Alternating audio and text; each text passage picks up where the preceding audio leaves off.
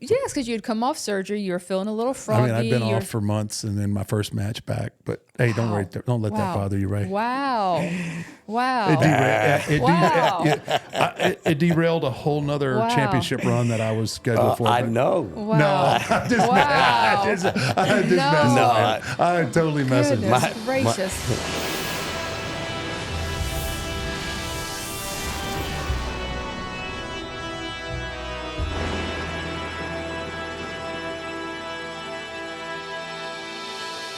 All right, this is 6 Feet Under, a Fanatics and WWE original production. And I'm excited. Our guest today, my goodness, a 3-time world champion, 2-time Intercontinental champion, 3-time United States champion, 5-time tag team champion, a 3-time WCW World Tag Team champion, 8-time cruiserweight. I'm going to need to take a breath here. 1-time WCW Cruiserweight Tag Team champion.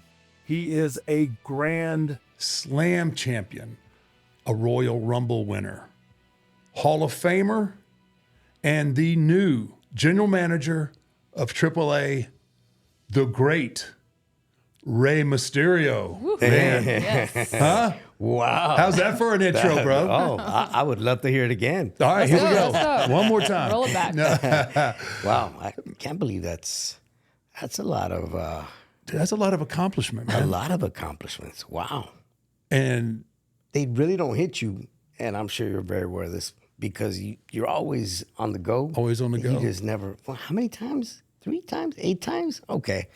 I don't remember. Yeah, I don't. Yeah, you don't. Yeah. You don't really ever think about your stats until until you start reading them out, and you're like, dude, I did all that. Wow.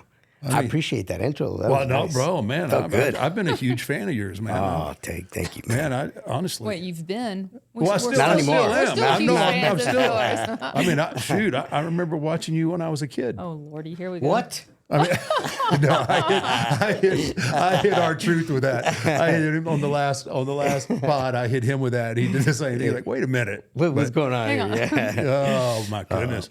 But it has What was crazy is that you went into the Hall of Fame before I did, and you're still active. How did that happen? So I would love to ask that person the same question, because when I was brought up the opportunity to enter the Hall of Fame, I was like, wait a minute. It was Hunter, I believe, that told me. I said, Hunter, bro, I'm not ready to retire. Like, I want to keep going. Right. He goes, oh, no. We're not asking you to retire. We just think it's probably the best time for you to put you in the Hall of Fame. This was right when I faced Dom in LA Right. At WrestleMania. So it just, for them, it felt like a perfect timing. So I said, let's do it. If you feel it's the right timing, let's go. And little did I know that I would be the only active Hall of Famer in the roster that's still going. Well, and not only that, you've got to be the only Hall of Famer or the only person to be inducted, and then within 24 hours in a match and winning a match Against his son. Against my son. against your son. I mean, You can't plan these things out. No, Like, you it just happen. It just, the evolution of the sport is so amazing, and I truly feel so blessed for all these opportunities that have landed on my lap that I've taken advantage of. I hope that I have. I hope that when I say taken advantage of, meaning that the fans have received them very well as I have, and this is the big payoff. You know, when you get to talk about moments like this, because right. we're always on the go, so we forget a lot of things. We just don't have time to digest them. Right. But moments like these make you reminisce and bring you back to those good thoughts and Yeah, man. historical moments. Yeah, you know, we're always in the grind, right? We're always looking. You can't really, unless we're in a situation like this, you can't sit back and think like, wow, man, I did this. Yeah. It's like, what am I going to do next? Right. And you broke in what, 89. 89. Yes. Right. So I broke in 87. Oh, wow. So that's not a lot of difference between No, not really. yeah. And I think you're 2 years older than me? What? I was messing with you, man. I didn't want to answer that. I was just seeing if you paid attention. I was gauging. He was doing some quick math. He's like, no, man, you're much older than I am. I was 14 years old in '89. Whoa, that's wild. Isn't that crazy? I had no physique. They looked nothing like a wrestler. Why they gave me the opportunity? I guess. And back then, like, wrestlers looked grizzled, like big, yeah. like that. Yeah, so I looked like a kid with the mask on. That was You it. were a kid. Well, yeah, 14? yeah. Was it true that you dropped out of high school, but your parents gave you the blessing for that? Or is that not true? No, that is true. So when I started at 14, I began to wrestle locally in Tijuana. Still was going to school every morning. I would wake up, cross the border, Montgomery High School in San Diego, and finish high school, go to my part-time job, Godfather's Pizza, work from like 4 to 6, 2 hours, sometimes 2.5, and then was done there, take the trolley back to the border, cross the border, take the cab or the bus to the house. I would have roughly about half an hour, 45 minutes to do homework.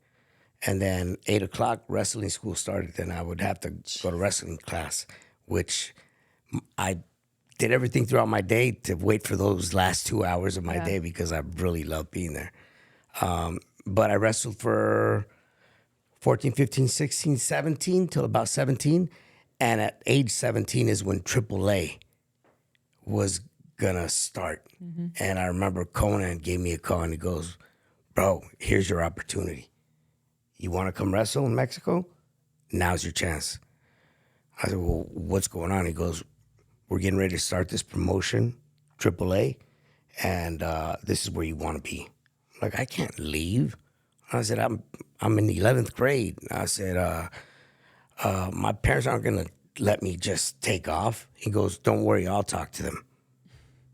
What about my girlfriend? Well, if she loves you, she'll wait. Bro, he had the sales pitch, huh? Which she did. She waited for me. She even helped me. And everything just kind of fell in place. He convinced my parents to go to Mexico, that I can go to Mexico during summer vacation. When that happened, never came back. Everything just started to That's wild. expand and get bigger and bigger. My first exposure. Also, crazy enough to be able to say that I was at the first ever AAA show on live television and to see the full circle. Now it's like, Now that's crazy. It is really, it just kind of circle. dawned on me as you were talking, like you start there when you're 17 and now here you are, the general manager. that's insane. Isn't it crazy? It's- And yeah. And I don't know that, there will be many people that would argue this, probably the greatest masked wrestler of all time. Obviously, I give credit and respect to those that came before me, my uncle being one of the most important ones, because without him, I would not have this name, carry it, honor it. And before that, the legends like El Santo, Mil Máscaras, Blue Demon, like these guys paved the way for us to eventually get to where we're at now, to see Lucha Libre, the evolution, and how the sport is just so not only now beloved in Mexico, but worldwide now. Which is crazy. It is nuts. It's crazy. People ask me, who my favorite wrestler was growing up as a kid. It was Mil Máscaras. He used to go to Paul Bosch's Houston Wrestling, man. Yeah. And that's when I was a kid, man. I just thought, man, with all the mask and the different mask, and it was always like, which mask is he going to wear? Yeah. And I had a crazy moment where, so I remember, obviously just being a huge fan of his as a kid. And then when I was in WCW, Right. he came in, he was still working, right? And I came in and I was like, holy crap. This was like mid-90s, early 90s? Yes. Yeah, early 90s. 89. Yeah, actually okay, 1989. okay. Yeah. It was like 2 times that happened. That was with Mil Máscaras and with Andre. Oh, wow. Like I remember as a kid like going. They used to do at the Sam Houston Coliseum in Houston. Yeah.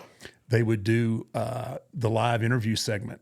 So like that's when you could get out of your seats and then run around the podium where Right. Paul Bosch would do the interviews. Yeah. And I remember vividly Andre coming down, like, the Andre toured, he went to all the territories, right? And he was in for 2 weeks. And I remember him coming down and like sticking my hand out, and his hand was like, it was, I think I was, I don't know, maybe 11 years old, 12. Were you a big boy back then? I was at that big, age? but not, I mean, I was Yes. I was Yeah. like an 11, 12-year-old kid. Right. And I just vividly remember how big his hand was. Yeah.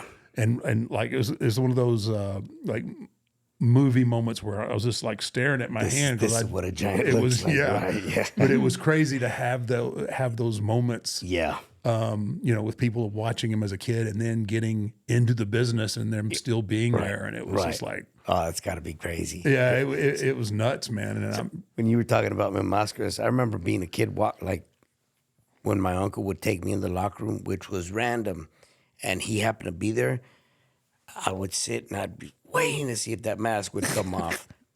have you not heard this story? When I talked about working with him No. in WCW, this is no lies, in San Antonio. I worked with him. I didn't work with him. I was on the same card with him, right? So he worked before I did. And then I worked and I came back and I had to drive somewhere else. So I go into the shower. Bro, he's showering with his hood on. He's got his gimmick on. So I'm over here and I just kind of keep looking over my shoulder because he was in the corner. And then like real quick, like he took his mask off. He put it on the like the cold water. It was like it had a double spigot kind of thing, and a double handle there. He takes his mask off, boom. He washes his face and everything real quick, rinses it off, and puts his mask back on. With his back towards you, right? Yes, So you the don't whole see- time. Yeah, like it was at a hard, straight angle. And I was like, dude, to me it was cool. Like he was Yeah, protecting his gimmick. yes, even to I was just like, wow, okay. And you were already a grown man. Yeah, I'm a imagine grown kid man, yeah. trying to figure out who he is. Yeah. Like that whole mystique of wanting to know who's behind the mask it's very legit. as a kid, it's very intriguing. Right? Yeah, It's like I'm sure now for you're kind of all these young kids that are coming up through AAA, and got to and know your journey to, it's funny because I don't think a lot of times like when I'm somewhere I don't think of, okay, you're the Undertaker, I'm just there, right? I'm the same way. Right? I don't ever think about it. I don't put on my character hat like every time I am who I am. That's it. But other people don't think that way, right? No. Yeah. It kind of They blew see me you away different. when I started going down there, and like every time we would be leaving TV, everybody wanted to take pictures. And I'm like, and then I have to Right. okay. There's a reason, right? But Right, I don't think that way. I'm not in that frame of mind. But man, it is really nuts. So when you left Mexico, what was the first territory you went to? So from the age of 14 to 17, I would just do local shows, bars in LA, underage. So they would tell me, don't take off the mask. Make sure you go in there. Just chill there. If they tell you or ask you for an ID, just tell them, I don't speak English. I speak Spanish. No hablo inglés, perdón. So Conan did a lot of those bookings for me. And I got to wrestle around my uncle and Conan and Damien 666. But then when I went to Mexico for the first time, it's like, okay, we're gone. Saved money. Here we go. We're on our journey. We want to become wrestlers. We want to be on TV every week. Because that's what I was watching at that time, CMLL, Arena Mexico. That was the big show. And then until AAA kicked off, that's when now we had a competition. Now we had the WCW and the WWE during that time. So just raised money. They were going through paperworks. In the meantime that the company got started, they got stuck in between. We ran out of money because we went as a group. It was Psychosis, Damien, another local wrestler from Tijuana, myself, Halloween. It's like 7 of us. And out of those 7, only a few hung on till the very end. Or I should say to the very beginning of AAA. But during that time is when we were living in a hotel. When the money was gone, they gave us a place to stay at one of the wrestlers' gym. So he gave us accommodations there. We would sleep under the ring. Barely made it because we had literally no money. And I remember going out on Sundays and calling Angie at the time from a payphone, like, I want to go back home. Like I can't do this anymore. Yeah. I was crying. 17-year-old kid, doesn't know left from right, and just has this image of a dream of becoming a wrestler. That's it. She's like, no, chill, relax. So she said, I'm gonna figure it out. She put her career on the side, and got a part-time job, and she was sending me a little bit of money until we got things going. Once it kicked off, it's like all the territories in Mexico I ran. Right after the first show in Veracruz, it was like every week, 4 or 5 shows a week, 4 or 5 shows a week. And it was just so much fun because this is something that you're really passionate about and you want to learn and you want to get the fans to know you and who you are and what you do and just create this image of a wrestler of what I grew up watching, which was my uncle, and it started unfolding, little by little, doing 12, 15-hour bus rides to wrestle one night. As soon as you finish, hurry up back to the bus station because the last bus is about to leave. You got 30 minutes. Let's go. Go to the next town. Yeah, at 17, I mean, that's a really young age to be able to try and process all of that stuff. I mean, you were just living with your parents and, things are taken care of. And now you're at 17 trying to figure out, like, obviously we don't know everyone's story, but do you think, I always think that, that those kind of situations and coming up like that always helped me. Like, the grind of survival. Yes. On top of trying to learn the craft and to be successful and not really it's so much information and stuff to take in. I don't know everybody's story, but I think that element, and I think it separates a lot of people a lot of times in how well they do in our business because they've really had to suffer and had to evaluate, just like you said. Like I called Angie, I was crying, I wanted to come home. Yeah, it's like, those are moments that make or break you. Yeah, like you have to either, like, this is so ingrained right in you. It was like, I know for myself, I'm living in my car, I'm bouncing, I'm doing just about anything that I can do because I left college. I had a full ride basketball scholarship. Everything was taken care of. I got it pretty easy. I got to make, to a certain degree, that's probably a little bit more difficult because you already have a plan, and right? Yeah, and you let it go in order to follow your dream. Yeah, which is cool. Yeah, and two, when you do things, especially, you're gonna wait. I'll never forget my dad, who later became my biggest fan and supporter. But initially, it was like, wait a minute, son. Wait. You have a free education here. Right. You can go and get this degree, and all you have to do is put a little ball through a hoop and keep your grades up, and you're going to walk away from all of that. And I was like, yeah, Dad, that's exactly what I'm going to do. Wait a minute. Like, he just could not understand it. Right. And then obviously trying to be what he thought was leading, or, giving me the guidance that I should have. Like any stupid? Father would do, right? Yes. Right. Yeah. Are you dumb? Yeah. Like, you have it all right here. Yeah. And you're going to go and be a professional wrestler? Like, what's that going to do for you? Right. I'm like, well, Dad, I don't know. I don't know what that's going to do for me, but I know it's here. Okay, I was about to ask you, was there something deep down inside that just told you, Go this direction. And I had no idea, Right. you know, where I would end up and what I would be able to accomplish. But I knew that was the avenue that I wanted to take. Right. And again, like from my family to my coaches and everybody, it was just like, Right. this guy's the stupidest guy on the planet. But again, and because of all that negativity, then it was like, oh no, I'm proving you all wrong. And then I got hard-headed and like, no, I'm not going to accept any help Right. from anybody. Right. Right. Because, you know, after the fact, like, okay, he's gone from school and, you know, he's struggling. My parents like, can we do something for you? And I was like, no, I'm good. you don't believe in this. You don't believe in what I'm doing. Right. I'm going to do it on my own. Right. Which was probably, I mean, now, it was, I wish I could say, I had the you know, I did the right thing. But Right. like, it was a struggle. Yeah. Like, I had no job, no training, nothing to do. So I wonder if there's something out there in the universe that makes you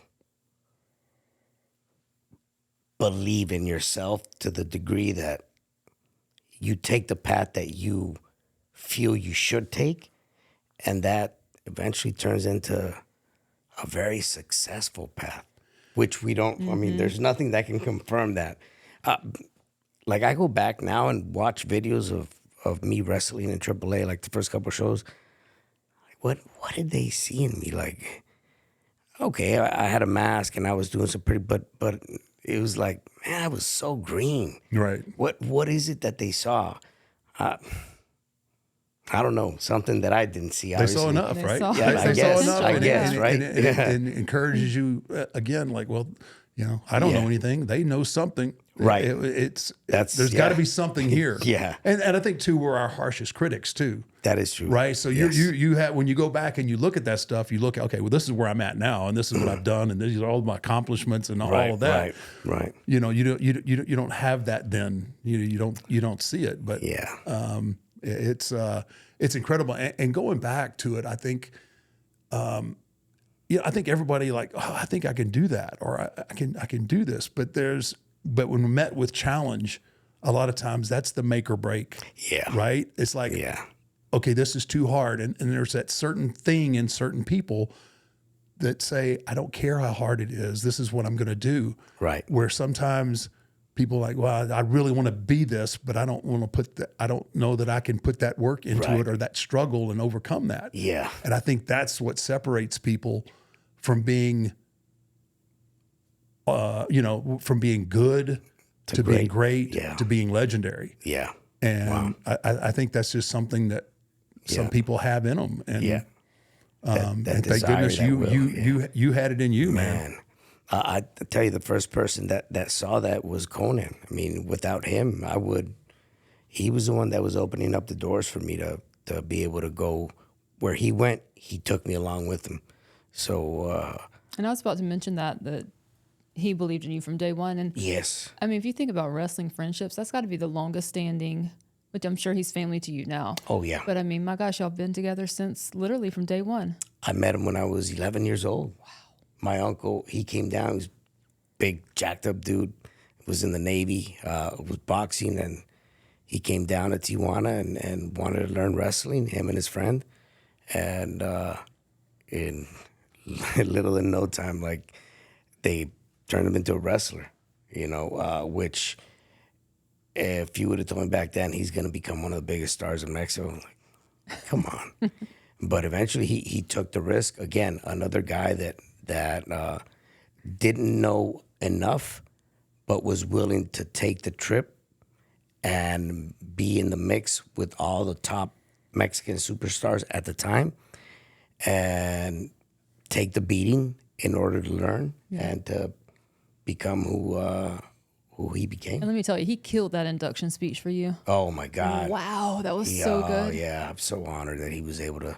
I said that there's nobody that knows me better than him. Yep. And sure enough, the moment he said, if she loves you, she'll wait for you.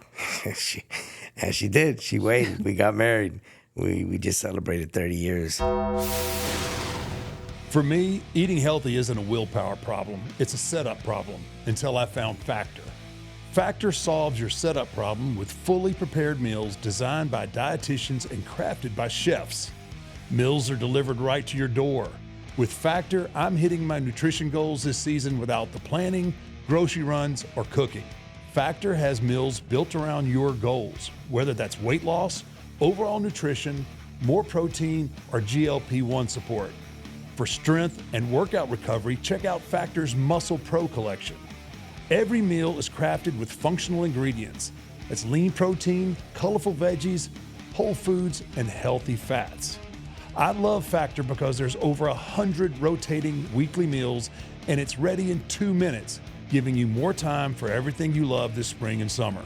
Head to factormeals.com/Undertaker50off and use code Undertaker50off to get 50% off and free daily greens with each box. New subscriptions only. While supplies last until September 27th, 2026. I can remember when you'd bring Dom and Aaliyah bebopping backstage, and That's Aaliyah when Dom was little, right? Dom was Not little. now that he's older. No, yes. No, Aaliyah. he's a total dick. He's a douche. Now. I don't know what happened. Yeah. I Well, don't know was where you gonna went ask what wrong with him. happened. That's what I was getting to. Like Aaliyah, I'll never forget though. I think she was like 4 in our locker room with her Louis Vuitton headscarf and her Yes. shoes and the cutest, sweetest thing Yeah, ever. thank Dom you. was so cute. What happened? What happened? What went wrong? Is there something you can pinpoint that goes, yeah, I think the only thing that I can possibly pinpoint is I never pressured them to follow my lead or my footsteps. Like they had the option to pick whatever sport, whatever they wanted to do in life. And I think with Dom, there came a point where he was 19, had already graduated, was going to Southwestern College, which he was just masking whatever he was doing. Apparently, he wanted to play football, but he was overweight. He got lazy Gotcha. after Okay. graduating. And I pulled him aside. I was like, bro, what are you doing with your life? Like, what? You have to get something going. And that's when he asked me, he goes, I want to see if I can make it in wrestling. So the fact that it came randomly from him and I never insisted, I think that has to speak for the individual that he is now. Like how he just soaked in, embraced it, and said, I'm going to run with this. This is what I feel. And every now and then when he needs advice, he'll ask me. he doesn't But, listen probably. Huh? He doesn't listen probably the way he's acting these days. I mean, he listens when he wants to listen. I can tell already. But overall, like he, I would have never thought he would gain the success he's gained in such to a his short head, amount of huh? time. 4 years, 5 years. 5 years. We're going into 5 years. So did it just make his head explode like as soon as he got I probably. I think so. because you raised him right? Oh, now he's maybe out it was there. a mustache Damn. and the long hair. The long hair, the Yeah. long Long hair that, stuff. Got the Rick Rude mustache. that might be. Dang. Yeah, man. He was so sweet. He was so sweet. There's a picture. I don't know if you've ever seen it on the internet, right? Yes. I think he's what, 5 or 6, He maybe. had to have been 6 years old. Yeah, sitting on my lap. Yeah. It was like, wow. You want to talk about feeling old, Right? right? Oh, man. He Yeah. comes, he obviously he's the mega champion now, Yeah. right? The AAA mega champion, and I have to deal with him. I'm like, where is that little kid? That sweet Yeah. little kid. What happened to right? him? What happened? That's Right? what I'm And then asking. he never spoke. Now he don't shut up. Oh, And my now, God. He He that's- talks too much now. Way too much. oh man. But as a parent, I got to say, it just makes me feel so proud and Right. to see his growth and to see him like take on his own path. Yeah. But Yeah, and it's cool because I think it would be hard. It would be hard for anyone to say like, well, I got here strictly on my dad's name, right? I think obviously that opened some doors Right? that may have not have opened as quickly, but I think from what he's done in such a short amount of time, Right. and not obviously, you guys aren't obviously on the same page, and you're not out there patting him on the back. And Right. I mean, I'm sure you would probably like to if he Oh, would, would if love he to. would, if he Yeah. would listen to you. Yeah. But I mean, as as a father and understanding this business and making a name for yourself, how important that is. I mean, it is. You have to be, as much as you want to slap him in the head, you have to be extremely proud of him. Yes, Yeah. yes, 100%. And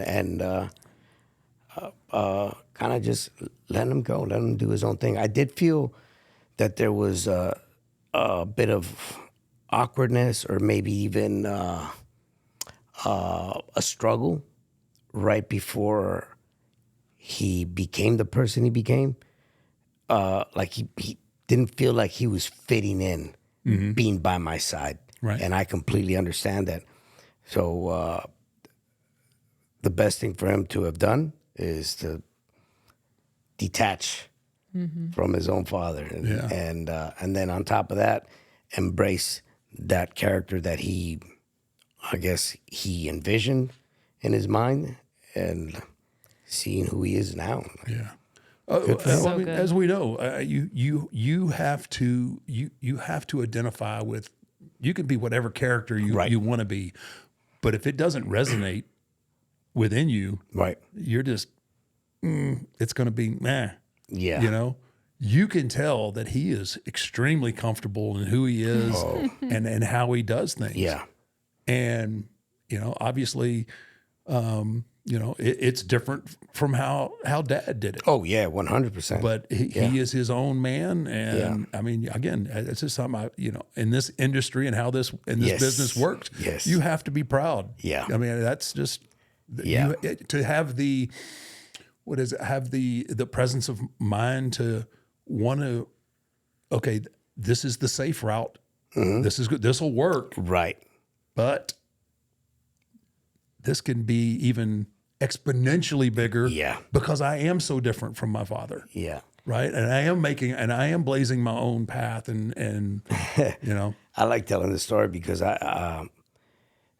when it happened, that's actually when I found out that, okay, this kid, he has his own confidence, and eventually he's going to come and ask me for advice down the road, but it's just going to be to hear what I have to say. Then at the end, like anybody else, he'll make his own decision.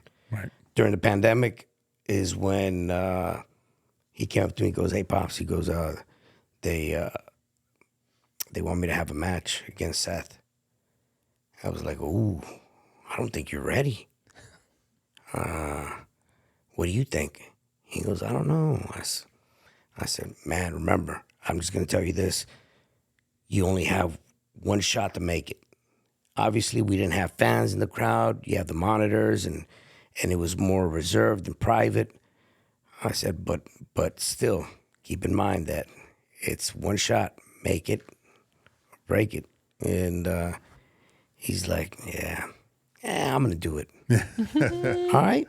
Respect. Perfect. Yeah. Yeah. I mean, And he did. And so that kind of led me on to the character that he is now. You know, But who would he's have very thought confident. sweet Dom would be such a good sleazebag? Right? Like, just a sleazebag. Like, I love him so much. I remember thinking, I actually can't stand watching him in the best possible way Right. on TV, because he and Liv, golly, what a pair. Oh, my God. Oh, what a pair. It makes you hate him. Makes me just Yes. disgusted sometimes. I'm like, oh, so good. they're the modern day Mickey and Mallory. You ever watch Natural Born Killers? Yes. Yeah. Yes. Woody Harrelson. Yeah. And, what's her name? I can't think of her name. Woody but Harrelson, yeah. yeah, well, that was such. That's What always a- when what I a see movie. them. When I see Yes. them together, that's what I think of is Mickey and Mallory. But so okay, that's enough about him. There Yeah. might be. I just wanted to add, as a GM, I might be able to, because Natural Born Killers, he was bald, so maybe we can, Oh, hair. yeah, right? if Make he it more lost that believable. hair, I'm just saying. I'm just dang. saying. Yeah, like it. see how Food for thought. how tough you really get. Okay. I knew Marcella knew what she was doing. Right. She made you GM. That's right, forward thinking. I like that. I like Right that. away. But Dom may not be the only Mysterio that's going to grace the ring, right? Yes, from just recent news, we've been going back and forth trying to see if Aaliyah was motivated enough to go up to the PC and dedicate some time to training, like full time. She tried it out one time with me, last year, October. She loved it. She just jumped in the ring once. I said, okay, let's try and set you up to go up there for about 2 weeks. See if you can wake up every day and do this Monday through Friday, weekends off, and then back again Monday through Friday. She did 2 weeks, and she really loved it. I said, okay. Okay. I wasn't expecting that. And this was all prior to her. This was WrestleMania, the first one we had in Vegas. Dad, when you take me to the ring? When you take me to the ring? I said, when you graduate, I'll take you to the ring. So she graduated in July of last year. And that's from college. That's from UCSD. Yeah. Human biology. Showed me the diploma. It was okay. I'm ready. Took her up in October of last year. She loved it. Sent her again this year, February, for 2 weeks. She loved it. And now we are in May, end of May, and she's getting ready to go up there and establish herself at the PC. She'll kill it. So I'm excited. Like, this is, I couldn't, if you would have told me your kids are going to grow up and become wrestlers, both of them, I think you're wrong. The cool thing is I've never pushed the sport down their throat. It's all came out of them. Like, they wanted to be a part of this. Yeah. So, That's the best way. I mean, I think if you push it think on so. them, they wouldn't want any part of it. And Yeah. I remember her being in the ring though with you in the storyline, and Angie was out there, and Dom was out there. Yes. And it was Punk, right? The saying "Happy Yes, Birthday" or something, yeah, and she was like, and it was so natural and so believable, and we all wanted to kill him because sweet little Yeah, Aaliyah, you know, is yeah. already just golly, Yeah. crying in your arms, and man, she's Yeah, She's gonna be big. it's going to be very interesting to see her development, you know, Yeah. for the next year. But we were talking about this. Like, if that really happens, I would love to create some history. Like, this is a historical moment to be able to have shared the ring with my son, become the first father and son tag team champions in WWE. And then later on feud against each other, and we had our differences. But now with my daughter, it's like, what can we do there? Like, this is a historical moment, because I really don't have that many accolades. I mean, just Hall of Fame, GM. Yeah, I mean, really. I need What do you something bring? What do big. you Oh, bring yeah. to the table? Why are you going to hold her back? You're in the twilight of a mediocre career, brother. Come on. Isn't that crazy? Oh my God. I think handicap match, you and her versus Dom. Ooh, you and Aaliyah against Dom You and and Aaliyah Liv. versus Dom. Ooh, Dom and Right? Liv. Ooh, Oh, Dom and Liv. There you go. I mean, why live out? might want to yeah, save leave out that Liv. for AAA. Man, I'm just going to say, hey, that. Just, you know, as bring it GM, back. Bring it that's back. exactly Bring where it it's home, going. brother. Bring it home. Wow, Yeah, that I can't even imagine how cool that would be. Yeah. I mean, really, I don't know that. Like, I'm racking my brain. I may be missing it, but to be able to be in the ring, not only with your son, but then your daughter. I don't know. That's crazy. Yeah, that is nuts, man, and that's very cool that's a possibility.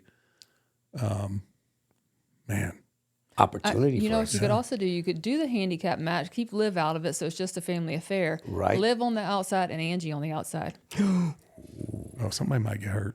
I don't think it would be Angie. That's what I'm saying. That's what I'm saying, That's man. would be so good. Rhea got slapped by Angie. Yes, Yeah. she sure did. Trying to ruin our That's Thanksgiving right. dinner. Uh-huh. Yeah. But overall, like, yeah, just to think about a moment like that,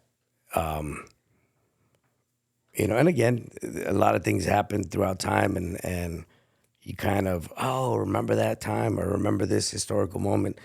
But like, this will like really make a stamp on just in general in wrestling itself. You know, we've had so many dynasties of families in wrestling, the Von Erichs, the Guerreros, Hearts.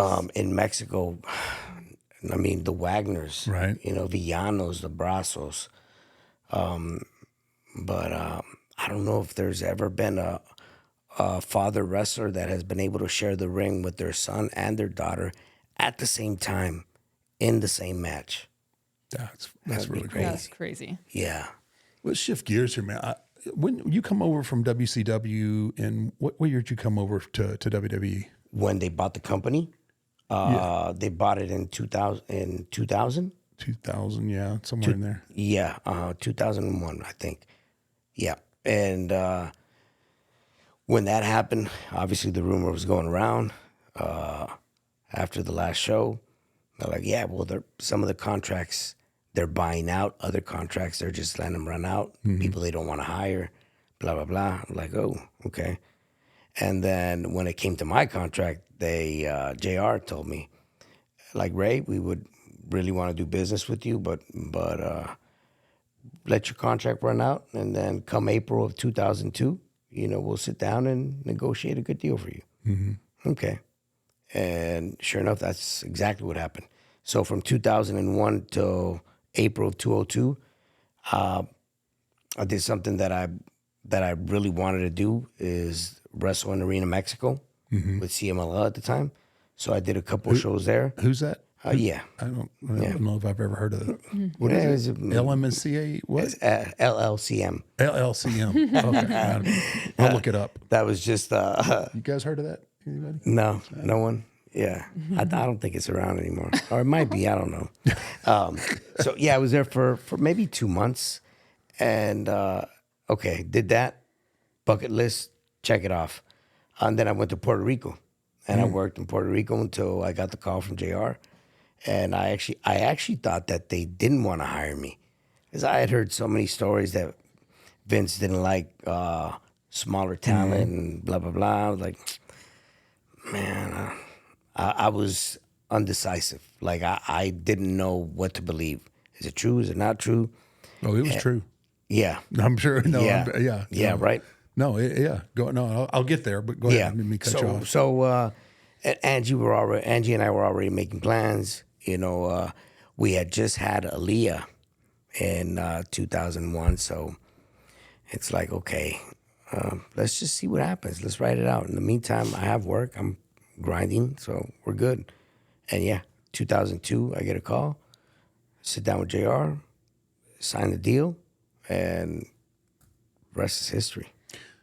Well, I mean, yeah, the rest is history. But I know when you first when you first come in, there was that stigma.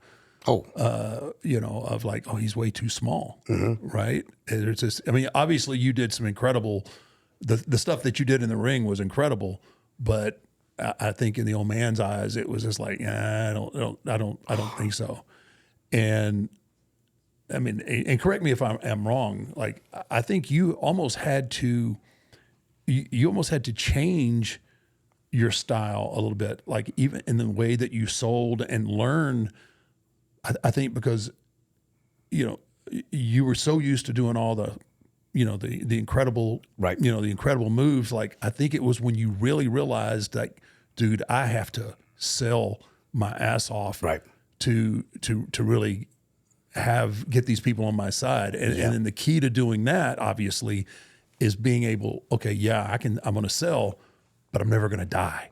Right. And then I think that's, to me, and correct me if I'm wrong, I mean, that is when the fan base, like, dude, this is somebody that we can really get behind, because right. Look, I mean, he's twice, 3 times as small as this dude, but man, he just won't give up. And then when he does, when you hit all these crazy moves too, man, it took you, to my opinion, it took you to a completely different level. No, I think you're absolutely right.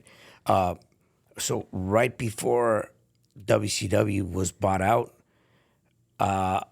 that's roughly around maybe a year before is when I lost the mask to Nash and Hall, and then I was already working with a little bit more with the bigger guys.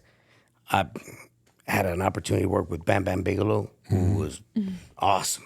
Like, I loved working him, and just I got a feel of what it felt like to be in there with the bigger dudes, and how to sell and move around and be creative with my offense.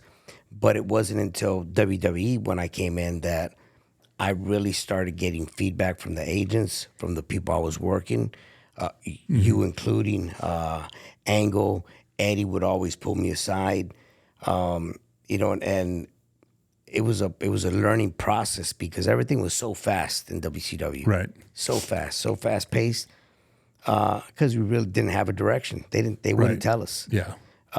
And here, we did have to learn a certain direction. Yeah. You had to storytell back then. Yes. Yeah. And it was such a learning experience for me that it made my work like much more easier and believable. And I was like, whoa, I can adapt to this. It was just, I've always been willing to learn a different style or a technique or a form of adding to my work that is going to make it improve. And nothing could have happened better than to listen to all the people that I work with and that I learned from here in WWE coming in 2002. Yeah. No, I know from my perspective, like I feel like I have some of my best matches were against smaller guys because there's such a, there's such a good story that you can tell. I know the few times that we worked, it was me trying to use my strength and my size to bum rush you, and you just being too slick and staying away from me, cat and mouse. And once you invest in that story, it's like, oh, okay, boom. If Taker ever does get a hold of him, he's going to kill him, but he just can't get to him. Right. And if you apply and put, if you figure out the story, and a lot of guys, Kurt and a few times I get to work with Eddie too. It's like, what makes sense? Well, go after a leg. You don't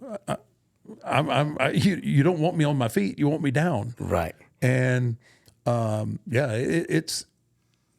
knew once because you had some incredible matches in WCW. The match with Eddie, oh my gosh, that's one of the most fun matches I've ever watched. Thank you. Thank you. Yeah, it was incredible.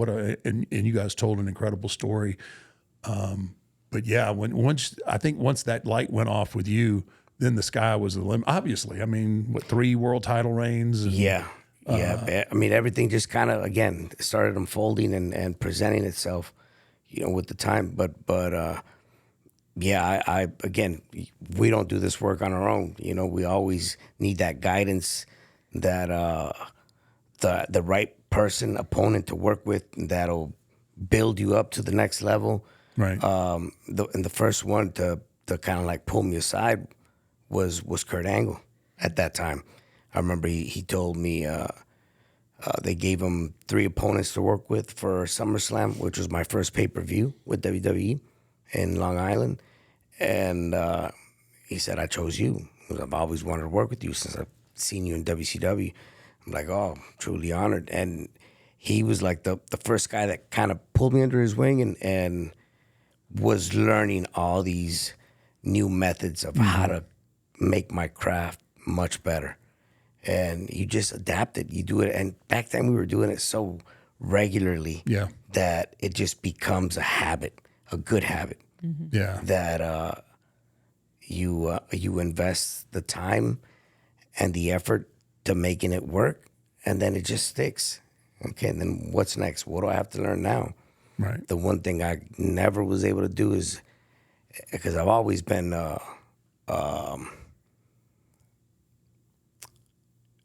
I've always had fear of speaking in front of public. Like raise your hand to speak up in front of the class. Oh, no. No eye contact. So for some reason, the mask gave me a little bit of coverage, but I could never get comfortable on the mic. As much as I wanted to, it was just almost impossible.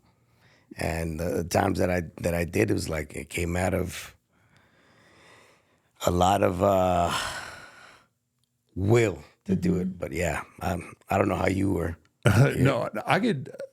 Not that I was a great promo guy, but like I could be in front of 100,000 people and cut a promo, Yeah, and not flinch. Uh-huh. You put me in Mark Calloway in front of 15 people. Brother, I didn't want any part of it. Like if I had to be myself, yeah, I was like, no, I don't want any part of this at all. Yeah, I was completely the opposite. It's so many times that I passed up on speaking gigs and stuff like that. It was just like, it's not my. Not your and then thing. I go out and do an hour at my Hall of Fame, and then it's like, this guy never talks, and now he don't shut up. What the hell? It gets you in trouble sometimes too. But it's you, I think, redefined what a top guy looks like. I honestly, because especially with WWE, everybody was so big. Obviously Kurt, but I mean, the Vince's, his the favorites prototype, were right? the big were big dudes. Yeah. And you I think you were able to redefine for a whole generation coming behind you that, hey, you don't have to be 6'6" and 300 pounds to be, a top guy. Right. So you opened a lot of doors, I think, for a lot of talent coming up behind you. Right. I think the fact that I was Hispanic, that I was the size, not the stereotypical size of a wrestler, but on top of that, the stuff that I was doing at the time that was hardly ever, like, a lot of people had never seen a lot of the stuff that I was doing. Like, all that put together just opened up this new vision for fans to go, oh, this is pretty cool. Even like going back to WCW, like the fact that we were given an opportunity there, and there was so many of us, La Parca, Juventud Guerrera, Super Calo, like, why is it out of all of them, I was the only one that stuck there with, like, they're all gone. Like Psychosis, there would be no Rey Mysterio without Psychosis.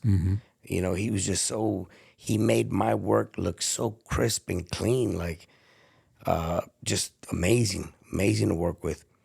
But obviously, we all take different paths. We don't dedicate fully or commit to our craft sometimes, and that kind of derails you.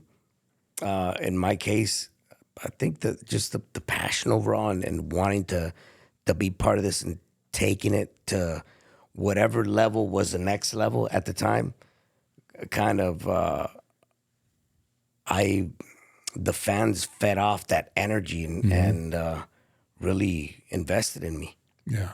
At the end of the day, obviously, we are no one without God first and foremost, but overall, the fans are the ones that give you the respect and the props that you eventually want to earn, right? Yeah, no, absolutely, fans, but it has to, it has to come from the talent as well. Like, I mean, you can, if you don't put that work in, because I see a lot of people get comfortable. They get to a certain level and they think, okay, I've made it. Were you like that at some point? No, like that's the one, maybe to a fault. Like I was never satisfied. I'm same way. Right? Like Same way. It from even, back in, you remember back in the day after we would do a premium live event. Yeah. The next day at Raw and catering, they'd have the monitor playing and everybody was I could never sit there and watch my stuff. Like I just couldn't, because I didn't want to hear like, oh dude, that was great, or that was all. No, that's on your I own wanted time. to sit by myself and watch it and pick it apart. Like, man, I wish I had done this right here, because then I would have got this here. And that's how you learn and you expand and you become better. Only you can understand. You can what only you understand did. that. Yes. Yeah, but you can't. You can. I always tell people, and never be content, because there's always another place to go. Yeah. But even I go back to the Attitude Era. Yeah. Right. Steve was the guy. Yep. But there was a bunch of guys that were right there under him. That was always, it was such a healthy competition. Yeah. Because everybody wanted his spot. Yeah. maybe it was going to happen, maybe it wasn't going to happen. Right. But man, that was the spot that you wanted to have. Right. And and you just like, I was never like, and I was I was a more of an attraction for most, or not most, but a lot of my career, I was the attraction. Mm-hmm. But even that, which is a great spot to be in, like, no, I want to be even more. Yeah. And I think that's how you last as long as we both did. Yeah. Is by always thinking there's more. Yeah. There's more. There's more. There's more. Yeah. And that's just an approach that I don't know that. I know there's a lot of people that have it, but there's a lot of people that don't have it, and they get comfortable, and then they wonder why they stagnate, or they you have to continue to evolve, whether it be your repertoire, your gear, your personality. You have to continue to evolve to keep everything fresh and moving forward, man. I think you did say it best. Like, you never be content with what you're presenting. I was always the hardest critic, going back and watching my matches. I knew exactly what I should have done at a certain point of the match that could have made it just much better. Yeah. But yeah, were you like that? Yes. Yeah. Same way. Yeah. Yeah. It's like, that's the only way you can improve and get better, right? Yeah. That's the only way. I think there's the difference between loving it and just kind of being obsessed with it. Right. Yes. Big news. WWE and sports fans. The world's #1 sports fan festival, Fanatics Fest, is making its return to New York City. Fanatics is bringing you closer to the leagues, teams, superstars, and athletes you love across 4 action-packed days in July. Meet your favorite WWE superstars, get your hands on exclusive merch, catch live podcasts, and interact with the biggest names in sports. Tickets are on sale now, and fans of the podcast get a 10% discount by using code TAKER10 at checkout. How's your health these days? Knees good? Knees are good. 'Cause you've done a lot of stem cell, right? Stem cells, yeah. At least I'm actually due for a treatment, which I should be doing it sometime this year. But overall, I was talking to Taker about our cold plunge experience. Oof. When I bought my first one, I was sitting outside my bedroom, like, okay, it's already here. Yep. It's filled up with water. It's at 45 degrees. Okay, I'll go. I think the lowest is 38. Just got to get Said in. I'll just get used to it first. Jump in first thing in the morning. A whole month and a half went by, and I was like, tomorrow and tomorrow. And Yeah, I know. We're the same Didn't way. want to do it. We are the But same way. now that I'm so hooked on it, like, I can't. So you have go to- every morning. every morning. That's the first thing I How do. long? 3 minutes. It's at 39. Oh no. So yeah, and it's like it's a must for me now. Like, if I don't do that, I'll just feel like I'm dragging throughout the day. But as soon as I wake up, I'll jump in there, and I'm good to go. It's a mind game. Like It is. like he did it for a while, then he got out of the habit, and then like I can't could stop. get Bad, huh? you No, can't stop. If Yeah, you it's start, like hitting you the can't ropes. stop. No, Yeah. you And got. I hate the cold. Like I'll get in, like I'll do a limb. I'll stick my foot in there. I'll stick my elbow in there. I'll lean all over, or I'll squat down it. I cannot sit. I can't. It's bad, huh? It's Oh, that and I bad. always tell myself same thing. Like it'll be the hardest thing I do all day. Let me just do it first. That's the hardest thing I'll do all day. I promise. I got in the habit of I did it twice, and then our pump broke and hadn't worked. I was like, dang it, maybe that's a broke sign. it. Yeah, he went on purpose? physically I broke it on purpose. No, purpose. Yes, he said, I just let it get dirty. You got to Kudos. think about it. Like, what's 3 minutes out of my day? I know. That's it. I know. And it goes by so fast. Like, But there's certain areas of me that just like burn. They hurt. So, like they're so cold. my feet is like the first thing. I go to the back of my neck, so Nope. I don't stick my head in until like the last 15, 20 seconds. But as soon as I go in, I'll either keep my hands like this on my arms. Do you do the breathing? Do you just like or I'm so even- controlled with Yes. the breathing, yeah. Or I've realized that now recently that because I have carpal tunnel, Yeah. if I control my breathing while I'm in there, and I'm telling myself, it's your fingers are gonna Get better. Start, You're gonna start getting motion in your fingers, and as soon as I start doing that, it's like I start getting sensibility, and I can move my fingers in the water like that. which is wild, huh? Because our brains really do. Our body is follows our brain. yeah. I know. It's crazy. I know. So anytime I have my hand, if I sleep and I sleep like this, my hand will eventually get numb, and I have to shake it off and extend it, put it over my head, something just Yeah. to get it going again. Yeah. Angie loves competing against me. Oh my God. I love that. I'll do 3 minutes. She said, Do three I and a did half. 5. You don't need 5. You need 3. That's Well, it. that's it. I still beat She you. goes, yeah, but I did 5. That's funny. That's funny. There's not many things that I will let her beat me at, but that might be one I will. Yeah, Let right. you. Wait. He said, "Let you." Yeah, capital L. You don't let me beat you. What? I just beat you. That's not a. Oh, come on, man. Oh, jeez. No, Here I we mean, go. Here we go. All Okay. right. When y'all had that match, I don't remember where we were at. Cleveland, Ohio. Oh, he doesn't remember much. Look at But that. the- I mean, yeah. Yeah. But no, the only reason I tell is it wasn't because your obviously fault, you're man. the best in the world. You're the safest. Things happen. He's already taken accountability a million times. This was all his fault. No, But yes, because you'd come off surgery, you were feeling a little I froggy. mean, I've been you're- off for months, and then my first match back. But hey, don't let that Wow. bother you, Ray. Wow. It derailed a whole nother Wow. championship run that I was scheduled for. I but- know. Wow. No, I'm just, Wow. I'm just messing. No. Man. I'm totally messing. Goodness gracious. My thoughts always is like, especially working the top talent of the company, like concerns, like I've never been like stiff or Right. I've always very careful.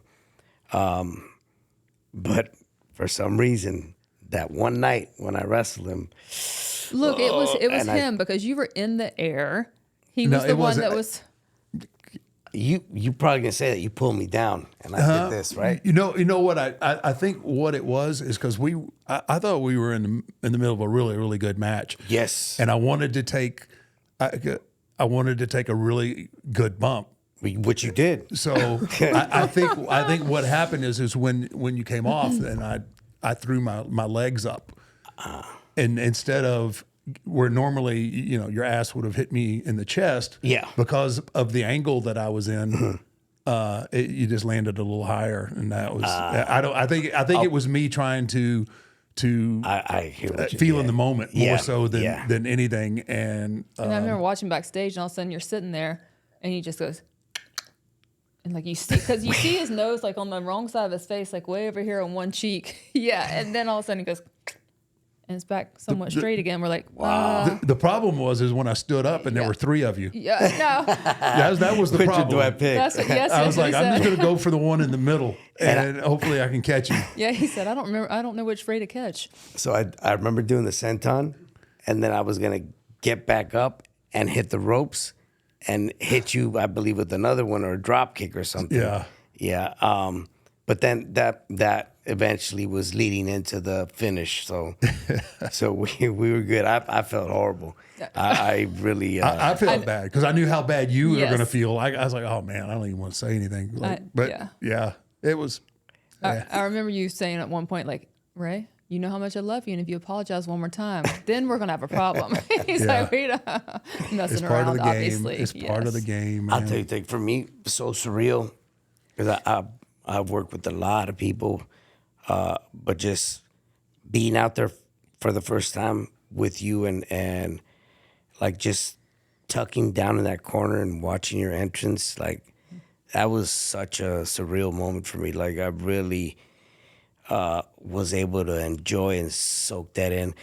The older I've gotten, the more nerves creep up on me, which it's crazy. Like I want to go back to that feeling when I was excited and I had no nerves. If I messed up, I messed up. I'd figure it out. Right. Now it's like my head is going crazy trying to figure out.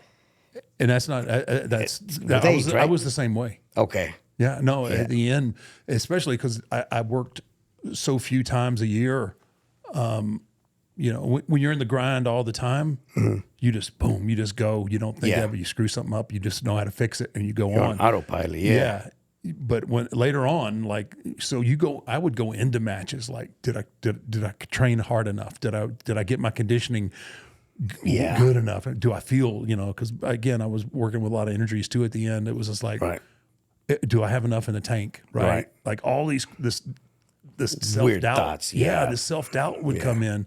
And then after the big concussion that I got with Brock at Mania, man, it was so difficult because then like now because I couldn't explain how I got concussed.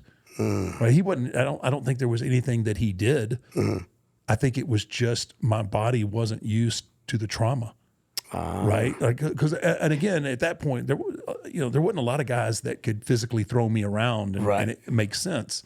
Going back watching that, was there a certain moment? Like, no, there's nothing. I can tell. Can't point it out. I can tell by how I start moving. Yeah. Because I became a little lethargic. Yeah. And less energy and because I was in good shape that year. Right. But I was just, I could tell by my body language and how I was moving and interacting that I'd become lethargic, but I can't sit and watch it and go, boom, that's right it. There. Yeah. I think it was just the accumulation of bumps that I wasn't prepared because I hadn't worked in a year.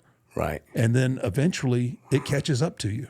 That is so crazy. Yeah. It just, and then once the self-doubt gets in there, then it becomes, man, because I remember I was wound tight the next year when I worked with Bray. Like, dude, it was like, it was like I was a rookie. I had never. What a bad feeling. It was awful. I've been doing this shit for 40 years. Yeah. Like, please, come on. I mean, like, I've done this. Don't give me this. All these different levels and all these people. And I think it was a lot of people were like that picked up on it. Were like, dude. Or you thought they had picked up, but maybe no. But no, I've had a couple of conversations with people like, dude, like Triple H is one of them. Okay, yeah. He was like, dude, you're the effing Undertaker. Yeah. I couldn't hear it, like because I had all I had in there was last year, and man, it took me a while, and I don't know that it never really went away for the rest of my career. Right. I mean, I was able to dial in a couple of times, but overall it was always in the back of my brain, and it blows people away. They like, dude, you had this incredible career. Yeah. But it's still, what did I do last? Yeah. That was always the thought, and then it's just, it's that's crazy. And it happened at the end. Yeah. And I think that's crazy because we have such high expectations and high standards for ourselves, right? As performers, that you don't give yourself, I think, grace. Yeah. Right. You don't give yourself grace. I should be that same guy that I was when I was 28, 30. But you just have to accept. You have to accept. You have to learn how to accept it. And I couldn't do it. Yeah. I can do it now. Yeah. But I couldn't then. Yeah. Right. So, I mean, it's easy now. Like, oh, okay. Yeah. Well, but up until what age did you stop wrestling? I think I wrestled till I was 54. 54. 54. Yeah. I wrestled 20.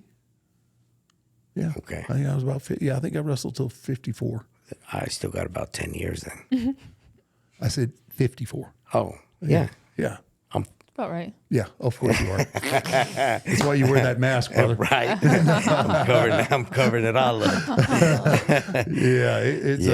The mirror doesn't lie. But it's just a matter of processing and accepting and moving on. And again, you have to. And I wish again I would have had the presence of mind back then. Mm-hmm. But you have to realize that your reflexes aren't as fast, right? So, but there are still things that you can. Okay, well, I can't do this that way, but I can do it. If I can do it this way, yeah, right. So you have to kind of smoke and mirror it sometimes. Yeah, and I just don't really. Being as hard headed.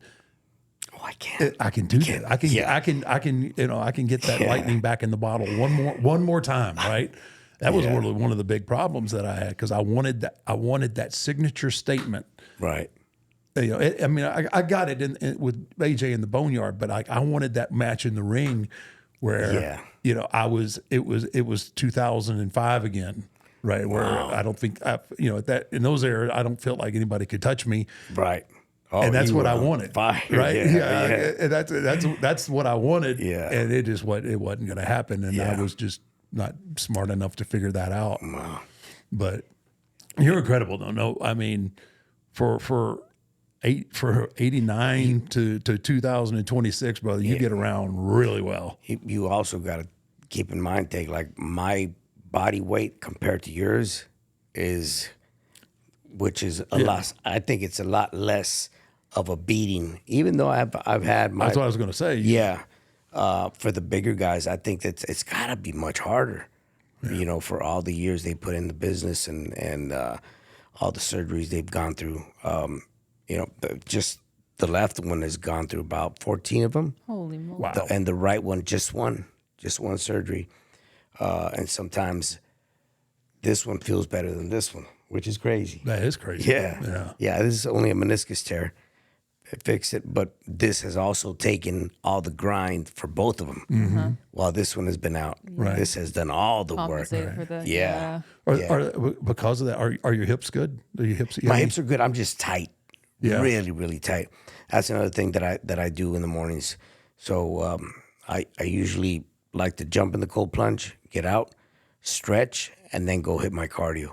But I get pretty bad at stretching sometimes, not gonna lie, and I should do it more. Yeah. If I were to stretch every day, at least 5 days a week, I would be moving very loosely. Yeah. That's the only thing that I lack on. I'm the same way. Yeah. And I have a guy here that's just at my disposal, and I don't take advantage. Timmy, sorry, bro. The boy. It The happens. kids call him the boy, but he's amazing, and I don't even take advantage the way I should. And my body is so, and it is like twisted steel, like it's so tight. And I realize that when my knees hurt and they ache, okay, I didn't stretch today. And I'll take 10, 15 minutes out of that time in the moment, and I'll stretch. I'll get up, start moving around, and my pain is gone. It's like, so I know what I need to do. I just don't apply it, and I should. Which makes it more frustrating. I know. Yeah. and then we wonder, like, why do I More feel like, like yeah, that? I'm mad at myself. Yeah. Complain. Yeah. Yeah, that's. I will say that, and she'll go, well, "Have you stretched?" Like, no, I don't know. Do I need to? Do I? What do you Clearly. Are you ready to hold WWE history in the palm of your hand? Topps is bringing you closer to the action than ever before with WWE Topps Now. Highlighting the biggest matches and milestones from WWE shows and PLEs throughout the year. Topps Now is enhancing the fan experience by connecting collectors to superstars and spectacles that ignite their passion. Featuring stunning, event-exclusive photography, each card is made for the moment. And for some lucky collectors, the moment could be the pull of a lifetime.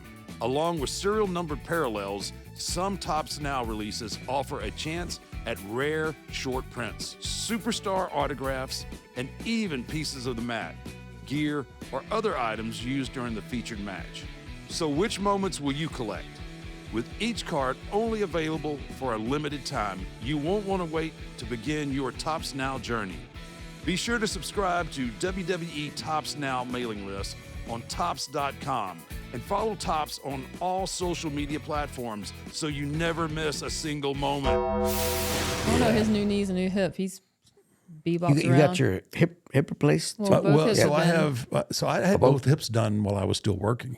Okay. And you worked after? Yeah. So Actually- I don't have full hip replacements. I have what they're called Birmingham. Birmingham resurfaces. They took the head of my femur, and they open me up, and then they go in there and they clean it all off, get all the potholes and the Right. and the spurs and all of that, and they clean that all off, and then they drill a hole into the bone, and then they put a titanium cap over the bone, the same kind of material that they use on as the replacement is. And then they go into the acetabulum and into the hip. They do the same thing. They cleaned it all out, and they hammer in a titanium cup, and it's incredible how well, like, I could take the cap and put it in the cup. Like the company sent me one so that I could have, and you could take it. It's like a top. You can spin it, and that thing will spin, and you can move it around. It's incredibly machined and polished. Wow. So yeah, I did those. That's why I was able to continue to keep working.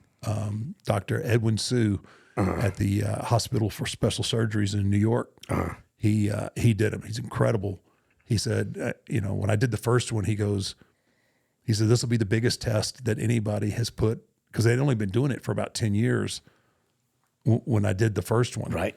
And he was like, this will be the biggest test that anybody has put on these to see if they work. Because you were going to go back to work, right? Yeah. Yeah. And that's what I told him. Yes. Oh, wow. Didn't he come to us? Didn't he come watch? Yeah, he came. He came to my. Yeah, Yeah, he he's came like, to I gotta see Mania this. after, just to see. Wow. Like I've had zero, and that was 2010 was one of them. yeah. So I'm Maybe the second. yeah. Yeah. So I had one done.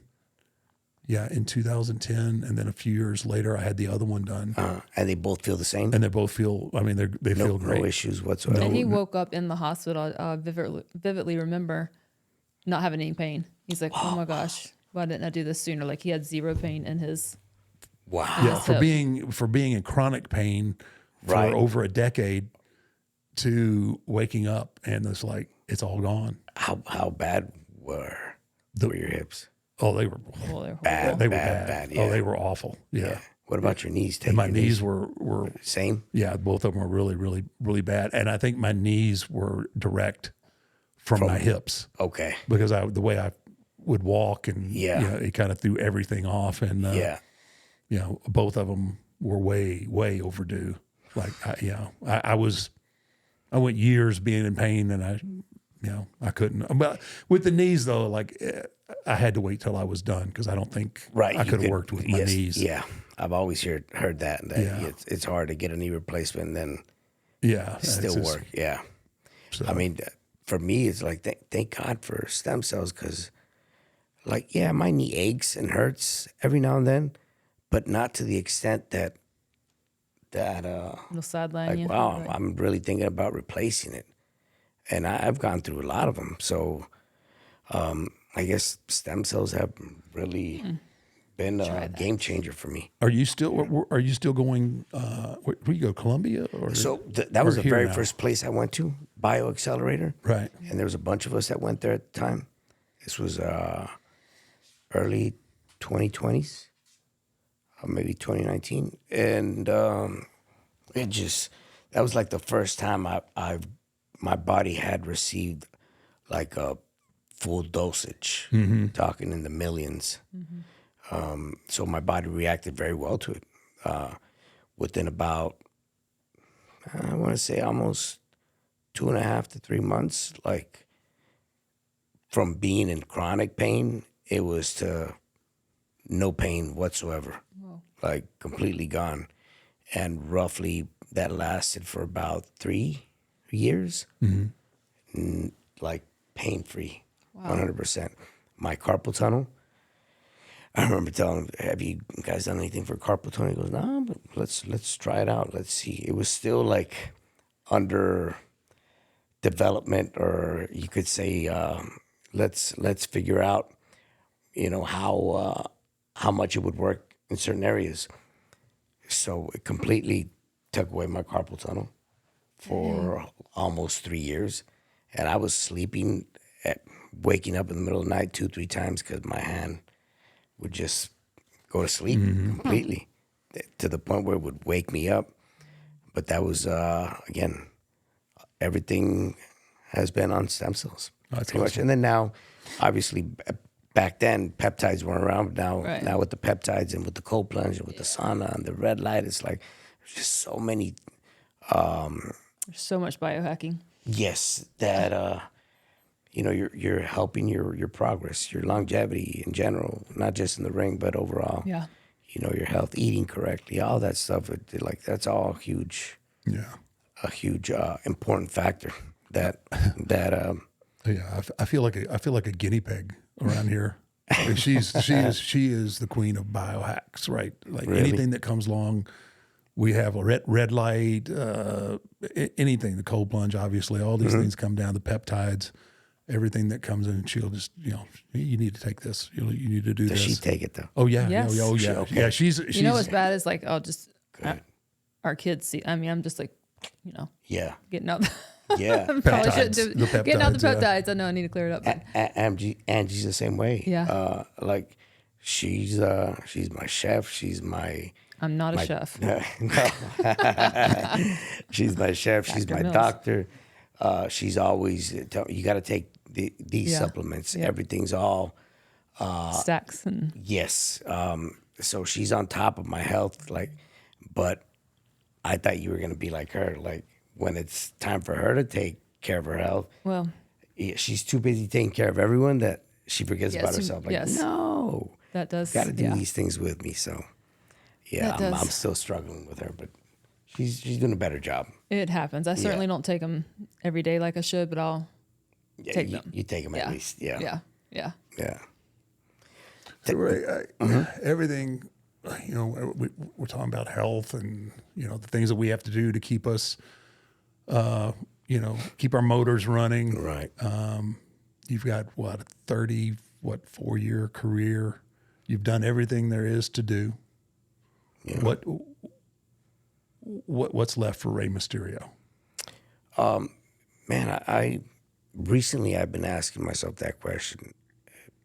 Angie and I will sit down and kind of go over like, what is there left to do? There's really nothing left to do. There was really never a list of things that we needed to do or accomplish. Obviously, when your career starts expanding and panning out the way it has, it's like, wow, we've been more than blessed with everything that we have and have done. Obviously, right now, to be able to see my daughter now be able to grow and kind of be there for her since I was gone for so long, just like I was with Dom, being on the road.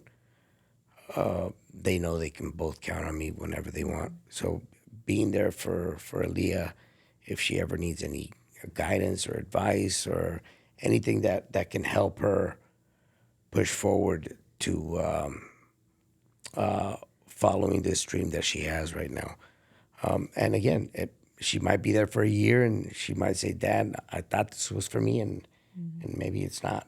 So I said, don't feel pressured that you have to be here. It's got to come from in here. Right. You got to feel it. And the other thing is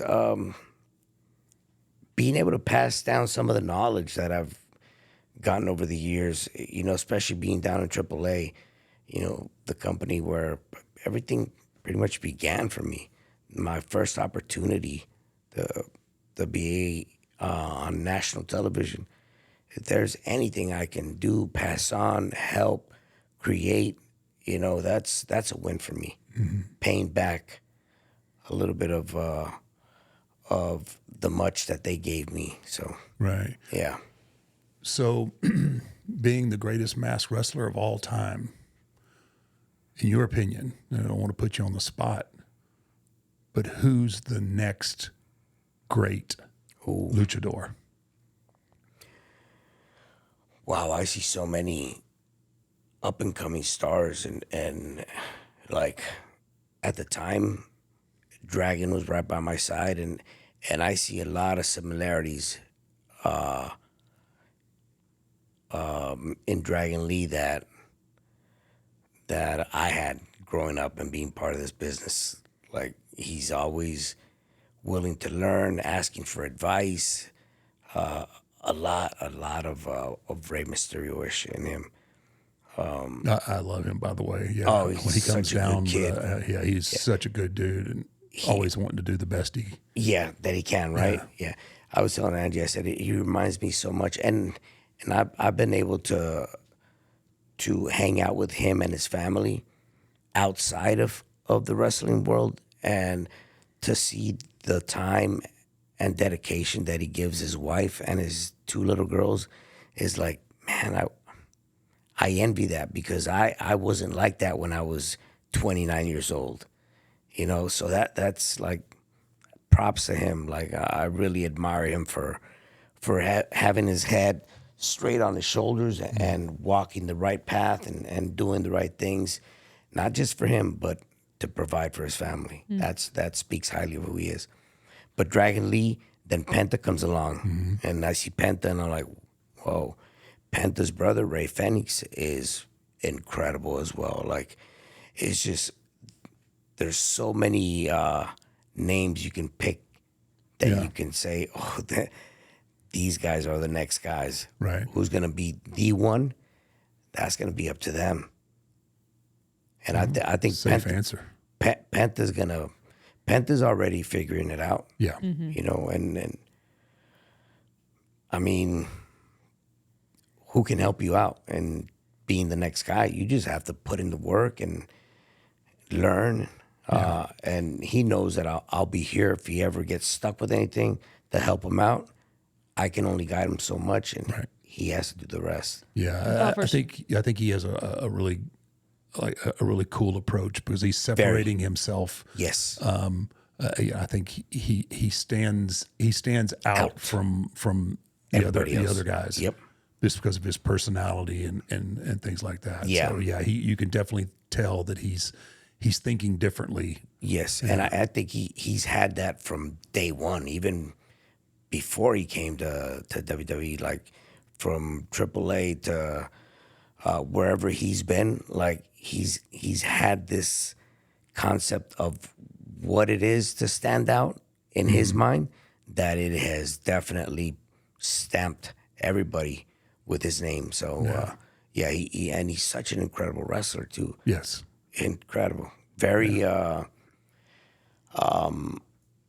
very original, very creative, and is always on top of things. So Right. That's No, it's going to be fun to watch to see who the next Rey Mysterio. I think we're seeing him now. There's some right? really talented dudes out there that are exciting and fun to watch, and bringing that lucha style. Yeah. Which is it's crazy. Like I was like you can be a fan of it, but it's just like it's not my my bag, right? Right. I have to admit that it's really growing. It's really growing on me, man. And watch those guys do their thing, and it's just like I don't know how they did that and got up. Do you feel like the sport has completely done a 360 and like the style has completely shifted to a different style? Or is it just like when you see the lucha libre stuff is when you get to see the high flying? Or Well, I think what they're doing, it's not just high flying now. Like what I can see happening and what we're trying to do is have that lucha style and then also wrap a story around it. And when you can combine, instead of it just being a spectacle, right, and having two dudes do these incredible moves, if we can wrap a story inside of it, make all that make sense, I think that's going to be a win-win and a huge growth opportunity for people. For the business in general, the business has definitely changed. Yeah. And I think in a lot of ways it's changed for the good. But I still think there's a lot of elements that have gotten lost within the storytelling part of it. Again, if we can figure out a way to combine it all and make things make a little more sense. I think, man, the wrestling business is going to continue to grow, and the talent is there. It's just, I think, a little bit of reining in a little bit, and wrap some more story. I think, man, it's exciting. Again, it's gotta be for you, especially, being able to deal with a completely different roster than you're accustomed to. And the fact that, again, you walk in there and you don't think nothing of it, but they look at you like he's our boss. Like he's our boss. Like That and what the hell does this guy know about lucha libre? they would never have I heard that. Never. They respect your work, Take. But it is cool to see the evolution, and I know exactly what you're saying about like a lot of elements have been lost. And as you were saying that, I was thinking of a couple that I've spoken to some of the talent that comes from here over to the AAA shows. Joaquin Wild being one of them. And I told him, if you can just add this to this, you're going to bring that back. That's never been seen or done before here. So What's old can be new again. of course, Yeah, it always yeah, is. Yeah. Yeah, it always is. So that's very, very exciting time to be head of AAA and GM of AAA. Right. Hey, It Michelle, is crazy. Position. Nope. Yeah. It's crazy know. the amount of phone calls and texts that I get. I can imagine. Me too, just for you. People Yeah. wanting to come down. Really? Yeah, I've been blown away. Like it's like it is never ending, and I'll look at them and I'll think, oh man, they're ribbing me. Just randomly text them. Just randomly talk to text, the hey GM. man, if you Talk ever to the GM. text Send him GM. Ray's Text the number. I'm going to put you on a covert recruiting mission. There you go. Hey, go by so and so's trailer and see what they're doing. But no, man. Yeah. How's the? I know you were doing an animated series. Yes. Are we making progress with? So we released our it's Rey Mysterio versus the Darkness. We released it in 2023, December of 2023. We released it's a 10 episode, one season, 10 episode show of an animated cartoon that we created. And December of 23, we released 5 episodes, and then in February of 24, we released the other 5, and it's out in Latin America. But at the time, they were going through some sales and purchases with Cartoon Network and Latin America, and we kind of got lost in the transition. So what we're doing now is we bought the project ourselves. We are trying to bring it over to the U.S. and see if we can find the right partnership to be able to display it. You know, a lot of the fans that have seen it really loved it. So feedback is always very helpful. That way we know if we're going in the right direction or not. But it's Rey Mysterio versus the Darkness. We're looking for a distributor here in the States. You know, animation, brother. That's the ticket, bro. It's better than real movies. And It's so long to take too. It's so time consuming. I did all the voiceovers for all the 10 episodes in English and in Spanish. Ooh. They said, let's do them in English too. So when we do come over to the States, so everything's all done. All we need to do is just shop it around. But yeah, it was interesting to be able to do like the voiceovers in both languages. It was a learning process for me, Right. which I really loved. So opens I'm another excited. door Exciting. for a whole nother career. Still. Right, I man. love it. Hey, man, can't thank you enough. I know you're a busy man. You're running AAA, and you got your WWE commitments. Nobody else is your there, son Take. to- I your got to son take to care put of up business. with. You got a TCB, man. But we always we appreciate you making time for us. And I just like catching up. You're one of my Yeah, favorite people thank you. In the world. Like, Thank you. You're Same. a genuinely really, really good dude that always enjoy seeing, man. Thank you, Take. Likewise. That goes spending both some ways. time with us, man. Thank you, guys. Yes, thank you very much. so much. I Yes, really we love being you. here. Thank you for the invite, and hope we can chop it up some more down the road. Maybe like in about a year and a half. Maybe get another Maybe have Mysterio. on the maybe line. have There you somebody go, there next you to go. you. Have a that- guest. Yeah, Yeah. why not? Yep, I like Hey, it. you never know. I Maybe like Dom it. might got be it. a good guy. There you go. Nah. He's got some work to do, but He got a way to go. He got a ways to go, man. Thank you, guys. Thank you, Ray. you.